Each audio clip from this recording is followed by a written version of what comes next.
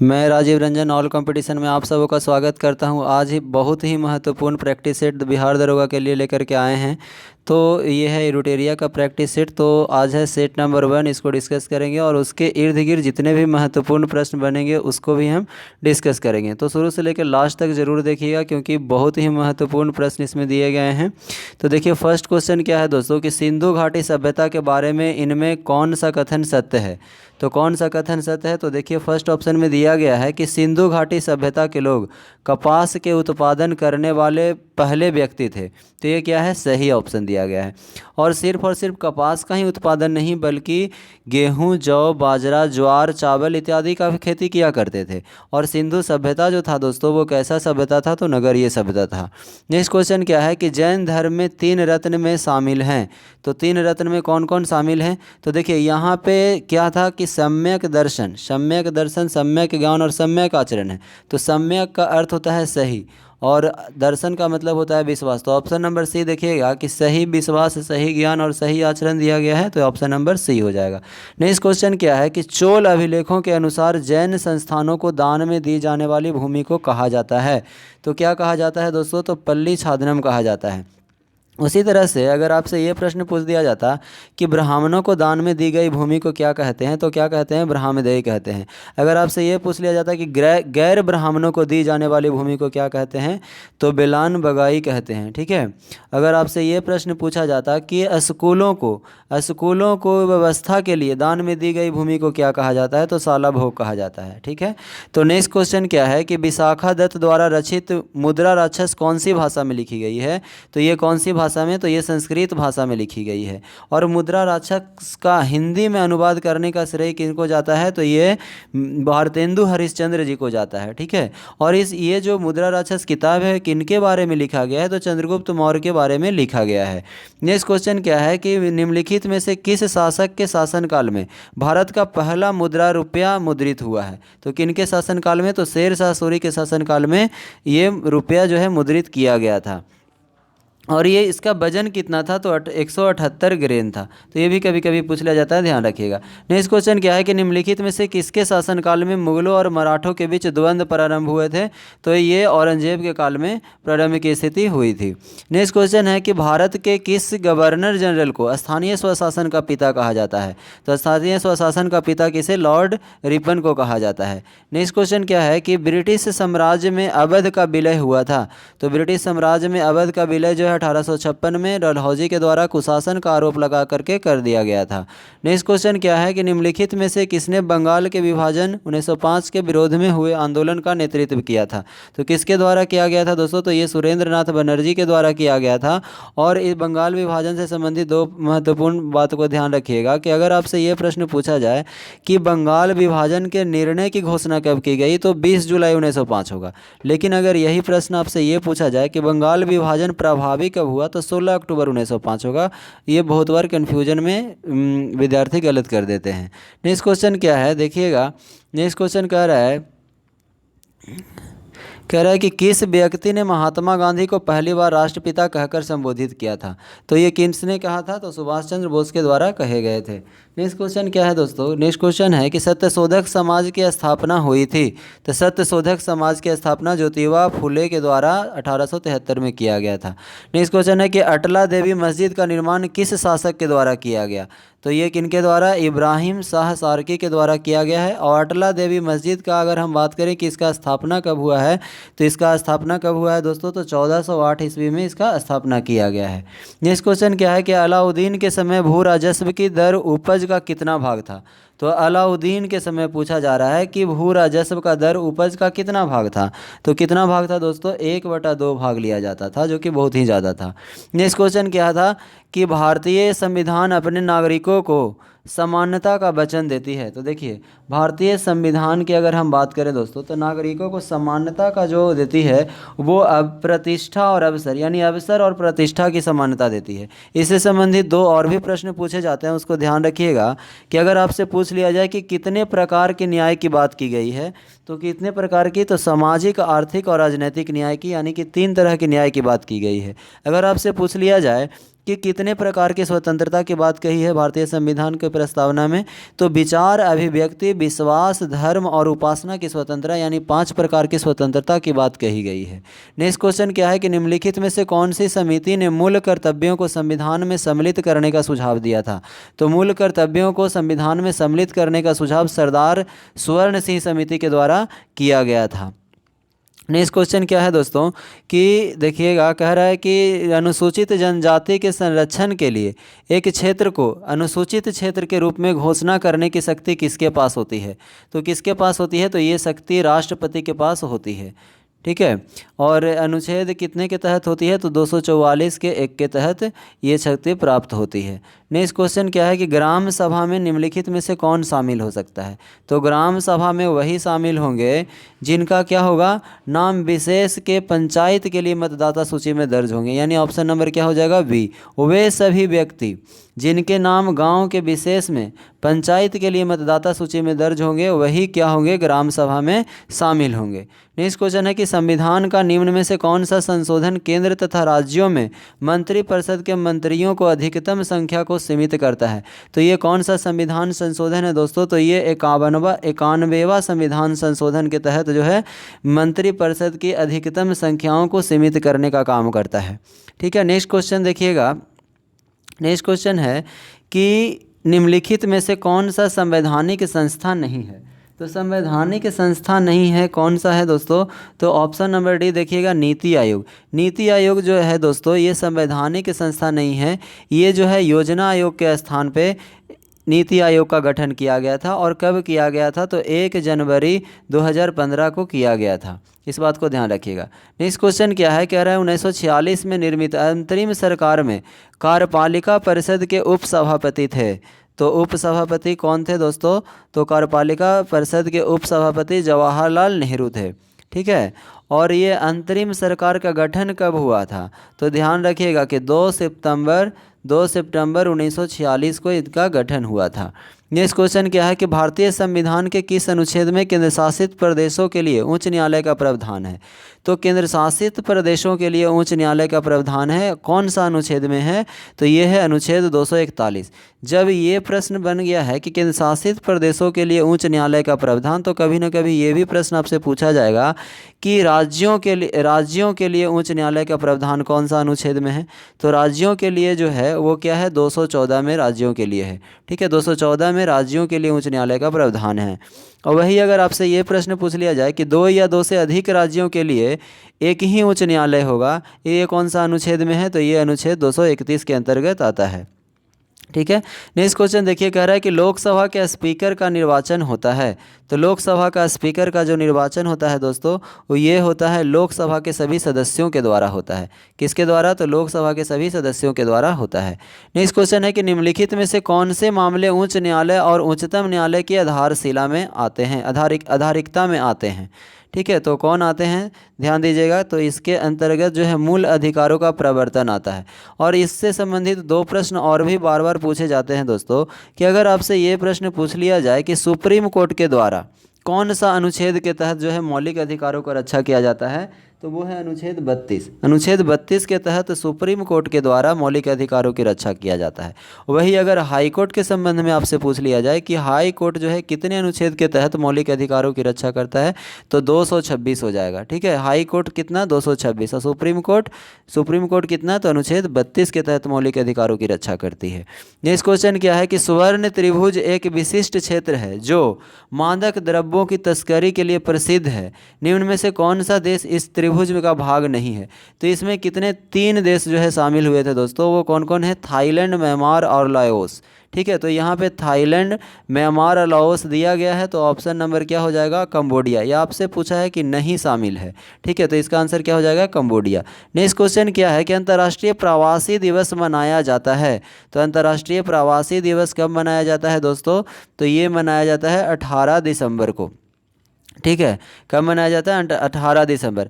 बहुत सारे लोग क्या करेंगे कि कन्फ्यूजन में 9 जनवरी मार देंगे, क्योंकि महात्मा गांधी के जब दक्षिण अफ्रीका से लौट कर के आए थे तो उस दिन भी प्रवासी दिवस मनाया गया था, लेकिन वो क्या था, भारतीय प्रवासी दिवस। यानी 9 जनवरी को जो मनाया जाता है वो भारतीय प्रवासी दिवस मनाया जाता है। ठीक है, लेकिन आपसे प्रश्न में क्या पूछा है कि अंतर्राष्ट्रीय प्रवासी दिवस, तो अंतर्राष्ट्रीय प्रवासी दिवस कब, तो 18 दिसंबर को। ठीक है, अगर 24 जनवरी की बात करें दोस्तों तो 24 जनवरी को राष्ट्रीय बालिका दिवस मनाया जाता है। ठीक है, नेक्स्ट क्वेश्चन क्या है कि लोसुंग त्यौहार कहाँ लोकप्रिय है, तो लोसुंग त्यौहार कहाँ का लोकप्रिय त्यौहार है दोस्तों, तो ये है सिक्किम का। ठीक है, और ये जो है ये प्रमुख रूप से 2 जनजाति हैं, जिसका भूटिया और लेपचा जनजाति के द्वारा ये फसल मनाया जाता है। और ये फसल किस लिए मनाया जाता है, तो फसलों की कटाई के जश्न में मनाया जाता है। किसके द्वारा, भूटिया और लेपचा के द्वारा, लेपचा जनजाति के द्वारा मनाया जाता है। कहाँ, तो सिक्किम में, ध्यान रखिएगा। देखिए, योनेक्स कप किस खेल से संबंधित है, योनेक्स कप किस खेल से संबंधित है दोस्तों, तो ये बैडमिंटन से संबंधित है। किससे है, तो बैडमिंटन से संबंधित है। नेक्स्ट क्वेश्चन क्या है, कह रहा है सूरज ताल झील किस राज्य में स्थित है, तो सूरज ताल झील जो है दोस्तों वो कहाँ स्थित है, तो हिमाचल प्रदेश में स्थित है। हिमाचल प्रदेश के कुछ और भी प्रमुख झील हैं, जैसे रेणुका झील, नाको झील इत्यादि, ये सभी कहाँ झील हैं, तो ये जो है हिमाचल प्रदेश में ही स्थित है। नेक्स्ट क्वेश्चन है, कह रहा है इकोसिस्टम की सही परिभाषा क्या है, इकोसिस्टम की सही परिभाषा क्या है, तो देखिएगा इकोसिस्टम का जो सही परिभाषा है दोस्तों, ध्यान दीजिएगा। देखिए ऑप्शन नंबर इस दोनों में से नहीं है, तो ध्यान दीजिएगा। कह रहा है कि इकोसिस्टम का, तो इसका आंसर क्या हो जाएगा, जीव समुदाय और उसके वातावरण को संतुलित करना ही इकोसिस्टम का क्या है, कार्य है। नेक्स्ट क्वेश्चन क्या है कि पारिस्थितिकी संतुलन बनाए रखने के लिए भारत में वन क्षेत्र कितने प्रतिशत में होना चाहिए, तो कह रहा है दोस्तों पारिस्थितिकी संतुलन को, इकोसिस्टम को संतुलन बनाए रखने के लिए भारत में जो वन क्षेत्र का प्रतिशत होना चाहिए वो कितना होना चाहिए, 1/3। यानी अगर परसेंटेज में बात करें दोस्तों तो 33.33% होना चाहिए। लेकिन पहाड़ी और पर्वतीय क्षेत्रों में ये जो है क्या हो जाता है, 2/3 हो जाता है। ठीक है, कितना होना चाहिए, पहाड़ी और पर्वतीय क्षेत्र में 2/3 हो जाता है। नेक्स्ट क्वेश्चन क्या है कि एपीफाइट्स पौधे बहुत अधिक विकसित होने वाले पौधे हैं जो अन्य पौधे पर निर्भर रहते हैं, क्यों, तो इसलिए निर्भर रहते हैं क्योंकि उनको आंतरिक मदद मिल सके। ठीक है, नेक्स्ट क्वेश्चन क्या है दोस्तों, कह रहा है कि निम्नलिखित में से कौन सुमेलित नहीं है। ठीक है, तो कौन सुमेलित नहीं है ये आपको ध्यान देना है। तो देखिए कंचनजंगा जो है इसमें से क्या है, सुमेलित नहीं है। ठीक है, कंचनजंगा जो है 2002 नहीं होगा, बल्कि क्या हो जाएगा 2000 में ही ईस्वी में जो है इसका स्थापना हुआ था।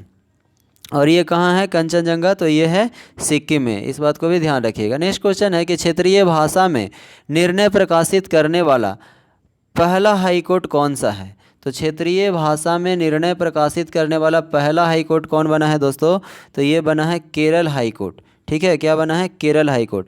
एक प्रश्न और यहाँ से आपसे पूछा जाएगा कि लाइव प्रसारण करने वाला पहला हाईकोर्ट कौन बना है, तो गुजरात हाईकोर्ट, याद रखिएगा। लाइव प्रसारण करने वाला पहला हाईकोर्ट कौन बना है, तो गुजरात हाईकोर्ट। नेक्स्ट क्वेश्चन क्या है कि किस राज्य सरकार द्वारा स्वास्थ्य ऐप को जारी किया गया है, तो किस राज्य सरकार के द्वारा स्वास्थ्य ऐप को जारी किया गया है दोस्तों, तो ये तमिलनाडु सरकार के द्वारा किया गया है। नेक्स्ट क्वेश्चन देखिएगा, नेक्स्ट क्वेश्चन क्या है कि हाल ही में संगम नौसेना अभ्यास का आयोजन भारत ने किस देश के साथ किया है, तो संगम नौसेना अभ्यास का आयोजन भारत ने किस देश के साथ किया है, तो ये अमेरिका के साथ किया है। ठीक है, किसके साथ किया है, अमेरिका के साथ किया है। नेक्स्ट क्वेश्चन क्या है दोस्तों, नेक्स्ट क्वेश्चन क्या है कि अंतर्राष्ट्रीय श्रम संगठन में शामिल होने वाला 187वां देश कौन बना है, तो अंतर्राष्ट्रीय श्रम संगठन में शामिल होने वाला 187वां देश जो बना है वो कौन बन गया है दोस्तों, तो वो बन गया है टोंगा। ठीक है, और कभी कभी आपसे ये प्रश्न पूछ लिया जाए क्या कि टोंगा का राजधानी कहाँ है, तो टोंगा का राजधानी कहाँ है, नुकु अलोपा इसका राजधानी है। और अगर हम बात करें कि ILO यानी अंतर्राष्ट्रीय श्रम संगठन का स्थापना कब हुआ है, तो इसका स्थापना 1919 में किया गया है। ठीक है, और इसकी मुख्यालय, इसका हेडक्वार्टर कहाँ है, तो इसका हेडक्वार्टर है जेनेवा। नेक्स्ट क्वेश्चन क्या है कि विश्व हिंदी सम्मेलन 2023 का जिसका आयोजन फिजी में किया गया, इसमें भारत के तरफ से किसने प्रतिनिधित्व किया है, तो इसमें भारत के तरफ से जो प्रतिनिधित्व किए हैं वो हैं कौन, विदेश मंत्री एस जयशंकर के द्वारा प्रतिनिधित्व किया गया है। और ये जो है 12वां विश्व हिंदी सम्मेलन का आयोजन किया गया फरवरी 2023 में, और कहाँ किया गया, तो फिजी में। इसमें भारत की तरफ से प्रतिनिधि कौन किए, विदेश मंत्री एस जयशंकर के द्वारा किया गया। नेक्स्ट क्वेश्चन क्या है कि भारत सरकार ने भूकंप प्रभावित देश तुर्की तथा सीरिया की मदद के लिए कौन सा ऑपरेशन चलाया है, तो तुर्की तथा सीरिया को मदद के लिए ऑपरेशन दोस्त जो है, ऑपरेशन दोस्त चलाया गया है। ठीक है, और इसके तहत क्या किया गया दोस्तों कि एनडीआरएफ की टीम भेजा गया सीरिया तथा तुर्की में, और इससे उनके सुरक्षा प्रदान किया गया है। नेक्स्ट क्वेश्चन क्या है कि ग्लोबल फायर पावर इंडेक्स 2023 में कौन सा देश प्रथम स्थान पे रहा है, तो ग्लोबल फायर पावर इंडेक्स में जो प्रथम स्थान पे देश रहा है वो है अमेरिका। अगर हम बात करें कि इसमें भारत का स्थान कितना था दोस्तों, तो भारत जो है चौथे स्थान पे रहा है। ठीक है, फोर्थ स्थान पे रहा। नेक्स्ट क्वेश्चन क्या है, ध्यान दीजिएगा। नेक्स्ट क्वेश्चन है आपका कि वित्त वर्ष 2023-24 के दौरान देश का जीडीपी विकास दर कितना रहने का अनुमान है, तो जीडीपी जो है रहने का अनुमान कितना है, तो ये है 6 से लेकर के 6.8% रहने का अनुमान लगाया गया है। नेक्स्ट क्वेश्चन है हमारा कि दूध उत्पादन में भारत का स्थान विश्व में कौन सा है, तो दूध उत्पादन में भारत का विश्व में स्थान जो है पहला है। अगर हम बात करें दोस्तों कि भारत में विश्व का पूरा दूध उत्पादन में भारत जो है कितने प्रतिशत योगदान करता है, तो 25% जो है दूध सिर्फ और सिर्फ भारत से पूरे विश्व का प्राप्त हो जाता है।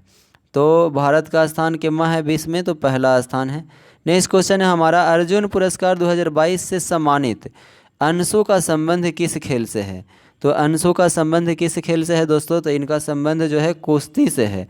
नेक्स्ट क्वेश्चन क्या है कि ग्रैमी पुरस्कार 2023 हेतु किसे एल्बम ऑफ द ईयर चुना गया है, तो ग्रैमी पुरस्कार 2023 के लिए एल्बम ऑफ द ईयर जो चुना गया है वो क्या चुना गया, हैरी हाउस को चुना गया है।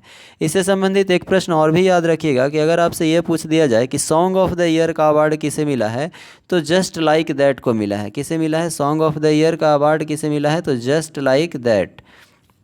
ठीक है, नेक्स्ट क्वेश्चन है हमारा कि प्रसिद्ध पुस्तक विक्ट्री सिटी के लेखक कौन है, विक्ट्री सिटी के लेखक कौन है दोस्तों, तो इनका लेखक जो है सलमान रुश्दी है। सलमान रुश्दी के 2-3 और भी प्रमुख पुस्तक है जो बार बार एग्जाम में पूछे जाते हैं, जैसे कि midnight children's, shame, the satanic verses, ये सभी किसके पुस्तक हैं, तो सलमान रुश्दी के पुस्तक हैं। नेक्स्ट क्वेश्चन है हमारा कि विश्व कैंसर दिवस 2023 का थीम था, तो सबसे पहले तो हम लोगों को ये जानना है कि विश्व कैंसर दिवस जो है मनाया कब जाता है, तो प्रतिवर्ष 4 दिसंबर को विश्व कैंसर दिवस मनाया जाता है। और 2023 में जो इसका थीम रखा गया था दोस्तों वो क्या था, क्लोज द केयर गैप। क्या था, close the care gap. Next question है हमारा कि स्टैच्यू ऑफ नॉलेज को स्थापित किया गया, तो स्टैच्यू ऑफ नॉलेज को स्थापित किया गया तो कहाँ किया गया है, तो ये जो किया गया है महाराष्ट्र में किया गया है। ठीक है, महाराष्ट्र में लातूर में स्थापित किया गया है।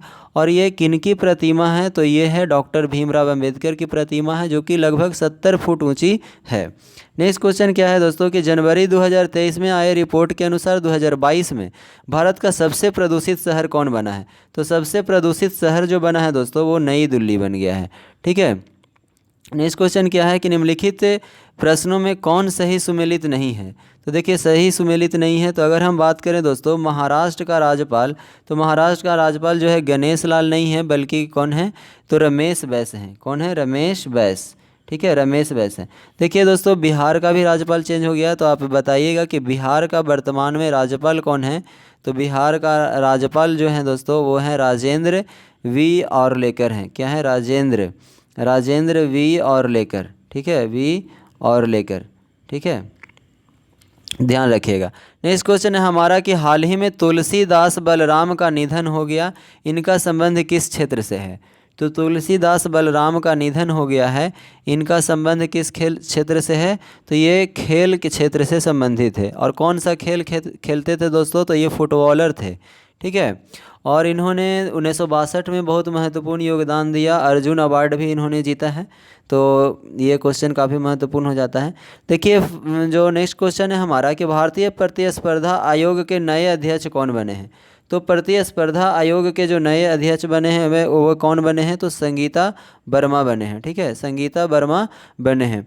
और अगर हम बात करें दोस्तों कि इसमें जो राष्ट्रीय प्रतिस्पर्धा आयोग है उसमें टोटल कितने मेंबर होते हैं, तो अध्यक्ष को भी अगर मिला दिया जाए तो टोटल 7 सदस्य होते हैं, 7 सदस्य होते हैं। और इसका स्थापना कब किया गया है दोस्तों, तो इसका स्थापना 2003 में किया गया है भारतीय प्रतिस्पर्धा आयोग का। वर्तमान में इसके अध्यक्ष कौन है, संगीता वर्मा।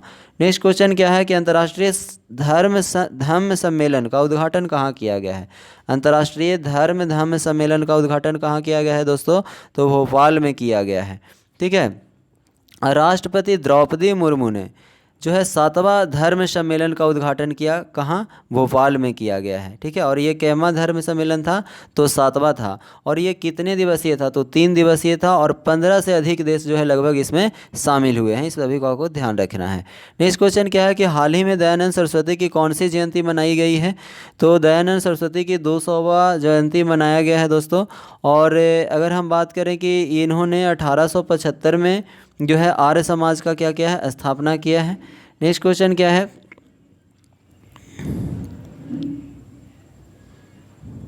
देखिए नेक्स्ट क्वेश्चन है कि हाल ही में किसके द्वारा दुनिया का सबसे लंबे प्लेटफॉर्म का उद्घाटन हुबली में किया गया।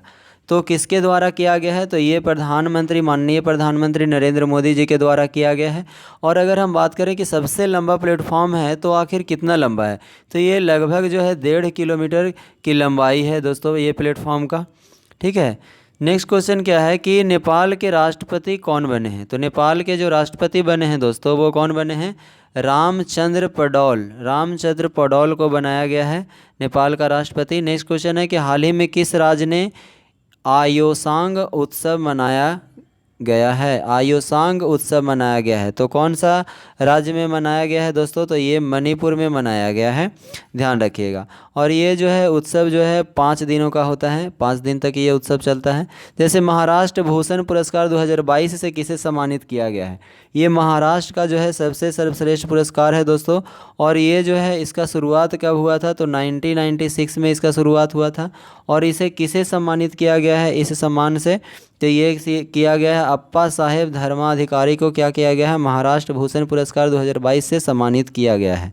ठीक है, नेक्स्ट क्वेश्चन क्या है कि वंदे भारत ट्रेन का संचालन करने वाली पहली महिला ड्राइवर कौन बनी है, तो कौन बन गई है, तो सुरेखा यादव बन गई है पहली महिला ड्राइवर। नेक्स्ट क्वेश्चन क्या है दोस्तों, कह रहा है कि रबी फसल की बुआई की जाती है।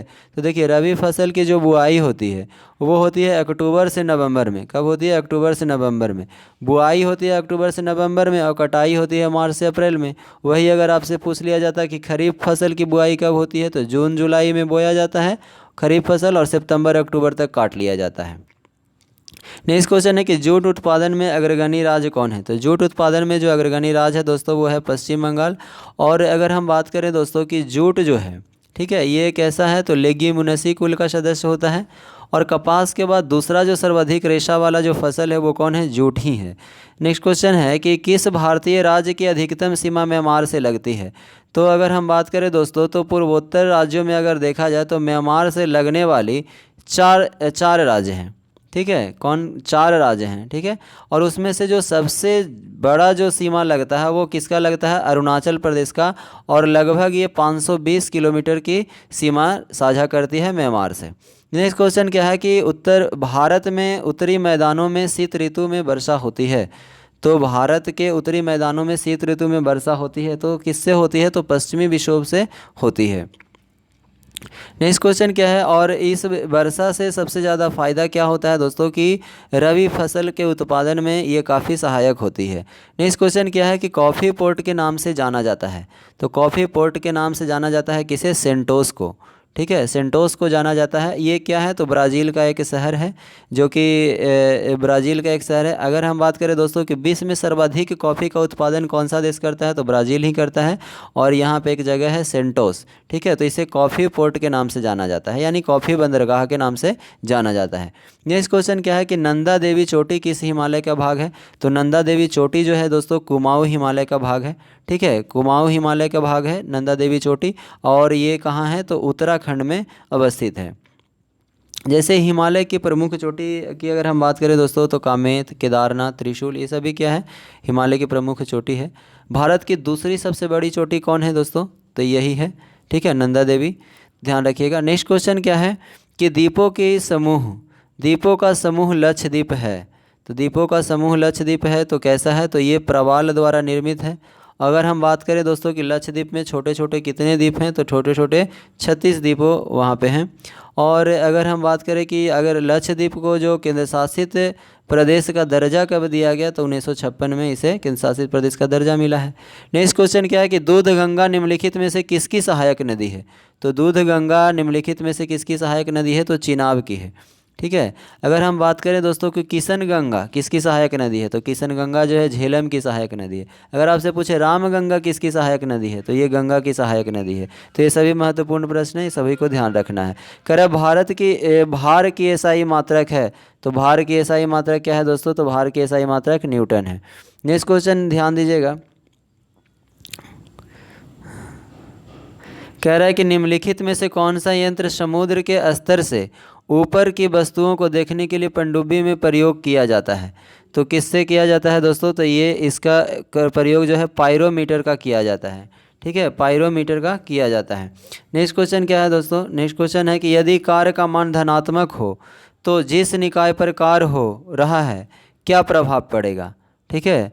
तो जिस निकाय पर कार्य हो रहा है उस पर क्या प्रभाव पड़ेगा, तो उसकी जो है ऊर्जा में क्या होगी, वृद्धि होगी कि ह्रास, तो उसकी ऊर्जा में वृद्धि होती है, ठीक है। नेक्स्ट क्वेश्चन क्या है कि यदि दो कणों के बीच की दूरी बढ़ जाती है तो इनके बीच गुरुत्वाकर्षण बल पर क्या प्रभाव पड़ेगा।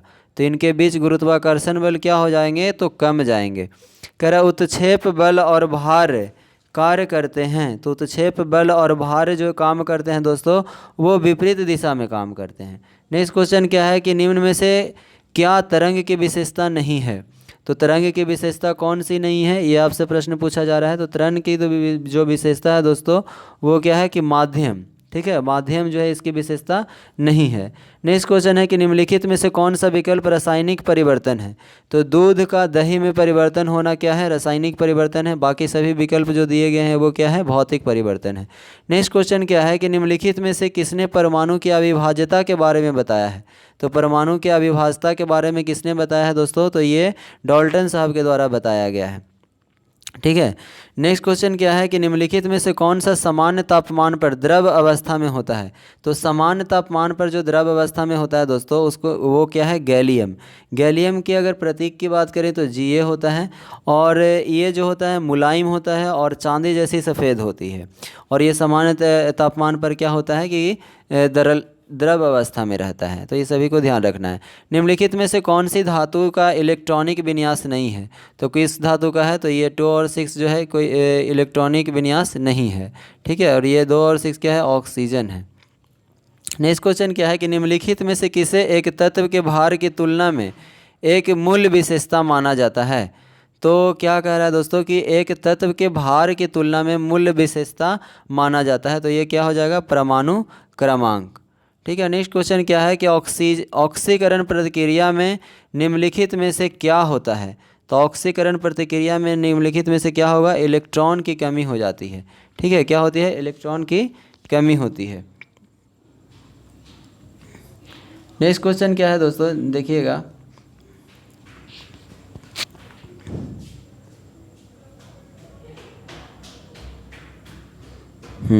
देखिए नेक्स्ट क्वेश्चन है, कह रहा है कि यदि किसी लवण का पीएच मान 0 है तो वह लवण होगा। कैसा लवण होगा, देखिए अगर पीएच मान 0 है दोस्तों तो वो कैसा लवण होगा, तो अधिक कैसा होगा, सशक्त एसिड होगा, और बेस कैसा होगा, तो कमज़ोर बेस होगा। तो इस तरह से आपका ऑप्शन क्या हो जाएगा, ए, ठीक है।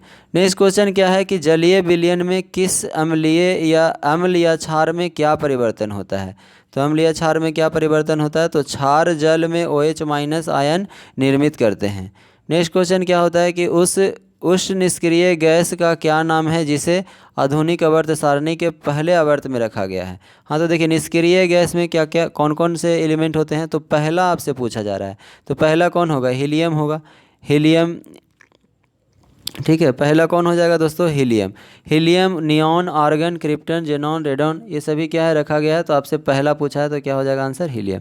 नेक्स्ट क्वेश्चन है कि अधातुओं का व्यापक उपयोग निम्न में से किसमें निहित होता है? ठीक है, तो अधातुओं का व्यापक उपयोग निम्न में से किसमें होता है दोस्तों? तो ये होता है खाद्य में। नेक्स्ट क्वेश्चन है कि कास्टिक सोडा का रासायनिक नाम क्या है? तो कास्टिक सोडा का जो रासायनिक नाम है वो क्या है? Sodium hydroxide. ठीक है, अगर हम बात करें कि सोडियम कार्बोनेट जो होता है वो इसको क्या कहते हैं? सोडियम कार्बोनेट को हम कहते हैं बासिंग सोडा। सोडियम क्लोराइड क्या हो गया? तो साधारण नमक है। सोडियम थायोसल्फेट को किस में प्रयोग करते हैं? तो फोटोग्राफी में प्रयोग किया जाता है। ठीक है, नेक्स्ट क्वेश्चन क्या है कि हेमेटोलॉजी का अध्ययन निम्न में से किससे संबंधित है? तो हेमेटोलॉजी का अध्ययन जो है रक्त से संबंधित है। नेक्स्ट क्वेश्चन है कि पानी की कमी के कारण कोशिका को संकुचित भित्ति से अलग होने की प्रक्रिया को क्या कहा जाता है? ठीक है, तो इसको क्या कहा जाता है? तो प्लाज्मोलिसिस कहा जाता है। ठीक है, प्लाज्मोलिसिस कहा जाता है।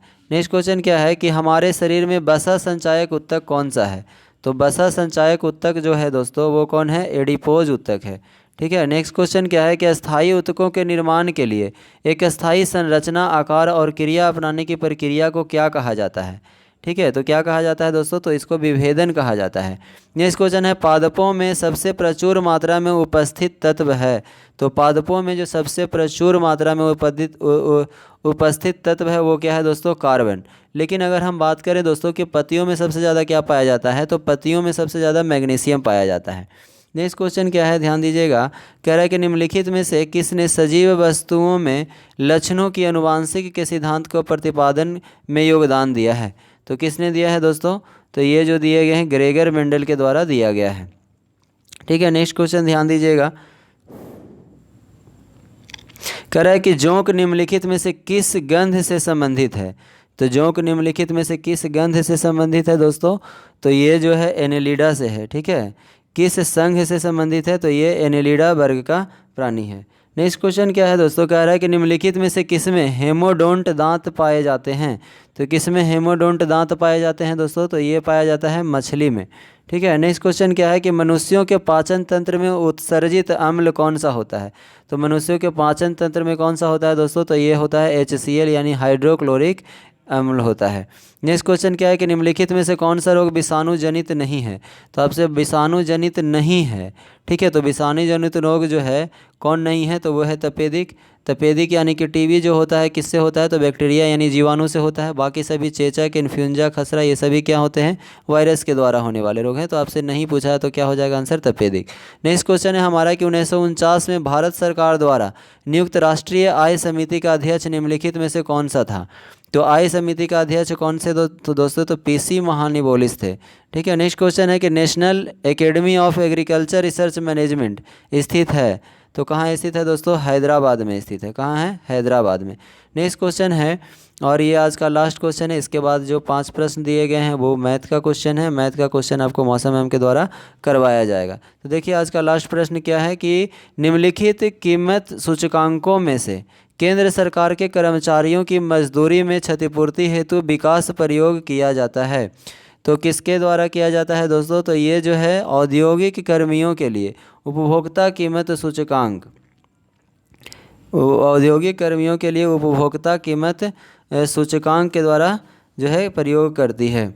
ठीक है, नेक्स्ट क्वेश्चन क्या है? अभी इसके बाद जो इतने भी क्वेश्चन दिए गए हैं वो सभी क्या है? मैथ का क्वेश्चन है। और ये सभी प्रश्न को मौसम मैम के द्वारा एग्ज़ाम आने से कुछ दिन पहले करवाया जाएगा, सभी प्रश्न को एक जगह करके। ठीक है, तो उम्मीद करते हैं ये एक प्रैक्टिस सेट आपको काफ़ी अच्छा लगा होगा। शुरू से लास्ट तक ज़रूर देखिए क्योंकि इसमें से संबंधित डिस्कशन जो कराया जाता है काफ़ी महत्वपूर्ण प्रश्न होते हैं। उम्मीद करते हैं कि आप शुरू से लेकर लास्ट तक देखे होंगे। अगर आप चैनल पर नए हैं तो सब्सक्राइब कर लीजिए। धन्यवाद।